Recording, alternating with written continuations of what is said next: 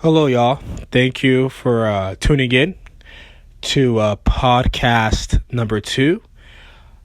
And the title of this podcast will be Watch Those Who Are Closest to You. I think so often we sometimes overlook those who are closest to us because we believe that they will be our biggest fans, right? Or if anything, those closest to us are definitely not planning on our demise, are definitely not counting our pockets, are definitely not wanting exactly what we have. We just, for some reason, love to think that because they're close to us, then they must be wholeheartedly for us. Well, let me tell you why you always need to be self-aware, and you always need to, while love, while trust, kind of inspect and evaluate those who are around you. I want to give you a story about B2K, but to narrow the vision a little bit, I want to give you a story between Omarion and Lil Fiz. Now, there may be some who will follow the music group from the early 2000s, mid 2000s, up to current day. But in case you haven't, I'm just going to give you exactly what you need to know so that way you may be able to follow along and you'll see the correlation to the subject matter of this video. So, growing up together, there was a few B2K members. I won't get into all of them. I'll just talk about most importantly. The three you may know, or I think to me, the three most popular ones are Omarion, Marcus Houston, and I guess Lil Fiz. And I wouldn't concretely even put Lil Fiz as number 3. He's just kind of there in the mix, but he definitely pertains to the story, which I'm about to tell. So, Omarion has always been the face of the group, right?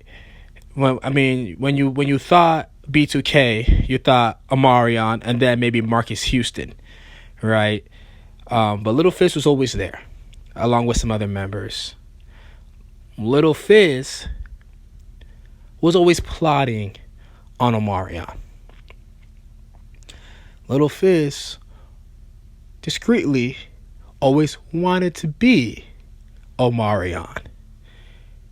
Well, how do we know this? There's definitely been some confrontations that you've probably seen in the tabloids. But the most important one I would like to speak about is with Apryl Jones, Omarion's baby mama. Apryl Jones is a woman who is known for a variety of things, but I believe the top things would be love and hip hop, dating Omarion, and Instagram. Being an Instagram, model / ambassador of certain products here and there in the realm of the whole social media atmosphere. And so Omarion was dating Apryl Jones for a while, and they had 2 kids.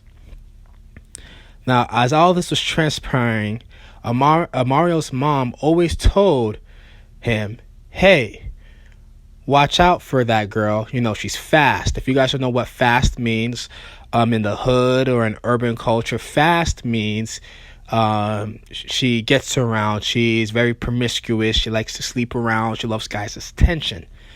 Omarion, not paying his mom no mind, continued to deal with Apryl Jones. They then had 2 kids. They did it for some time. It was very toxic. They had no business being together. If anything, it should have just been a fling and they went their own ways, if that's what you agree with. But definitely, it should have never have gotten to the length that it did. Now, here's Omarion, here's Apryl Jones. Lil Fiz is in the background watching everything. Omarion takes a step back and goes, you know what? This is not going to work. Him being a high-value man, he was like, okay, let's separate. Omarion being a stand-up dude, he says, but I still love my kids. I would love to care for them. do the whole joint parenting and all this stuff. That's fine.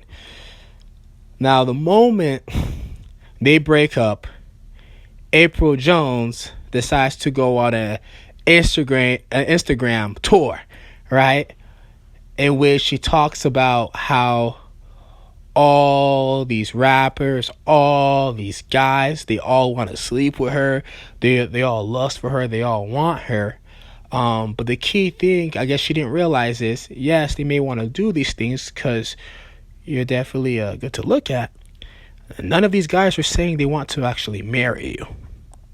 Right? But I digress.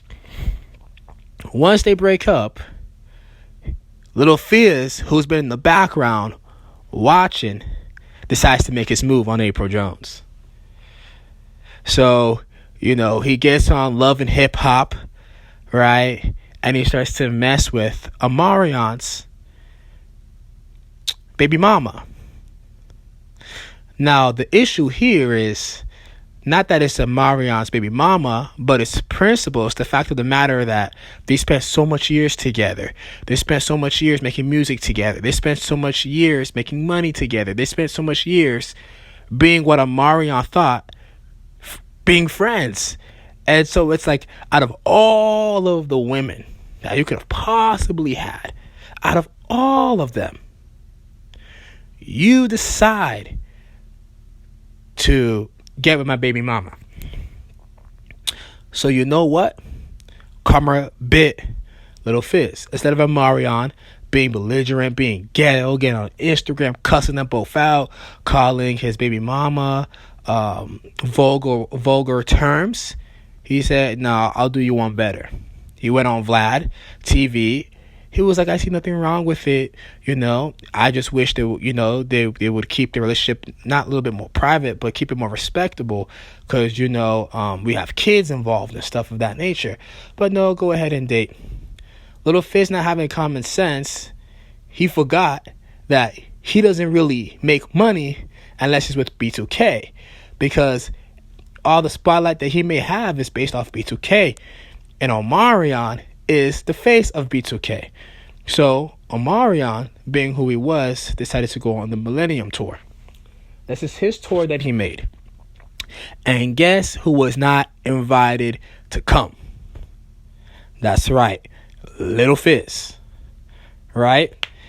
So here Lil Fiz is. There was a prior Millennium Tour where he got paid well. Now the second one, the sequel, he's not invited along with some other B2K members. But to make matters worse, Apryl Jones, after like a month or two of dating Lil Fiz, calls it quits. But not only that, Apryl Jones, to add insult to injury, before they publicly called it quits, she was found kissing up on another rapper in a club when Lil Fiz wasn't there. He forgot that the same way you got her is the same way you lose her. So now, here Lil Fiz is. Omarion is no longer his friend. B2K members are mad with him because they feel like he messed up them possibly having the opportunity to make money through the endeavor of the Millennium Tour. Apryl Jones was never really serious about him. She was just using him because she was she wanted to get back at Omarion, but see, Omarion didn't care because him being the high value man that he was, he had plenty of women he could get with, so he didn't really care not if Apryl Jones decided to spread her legs to sleep around. He just didn't like how it kind of reflected on him and his children, but other than that, he didn't care. And now Lil Fiz doesn't even have Apryl Jones. So you lost your friend. You lost your business, your biggest business endeavor. You lost the girl you did all of that for. You made all of those sacrifices for. And now the Love and Hip Hop, reunion, I guess, to be brought back. The storyline is done and over with, dude. So what do you have? Right? Now, there's only so much Omarion could have done. Because most of these actions were brought by having a bad baby mama messing with a girl that you have no business messing with, who's of a lower standard than you, and having a friend who you haven't properly evaluated, right? That's why it's so important, if you're a believer or not, to ask for discernment. That's why it's so important to really sit down and analyze those around you, right? Because sometimes you may see that it's better to not have anyone there than someone there to hurt you. So, to wrap it all up, be careful and watch who you keep close to you. Those may be the ones to do you in first. Those may be the ones praying for your downfall. Thank you for watching this podcast. Thank you for listening to this podcast, if that's all you're doing. I hope you have a wonderful day. Thank you. Bye-bye.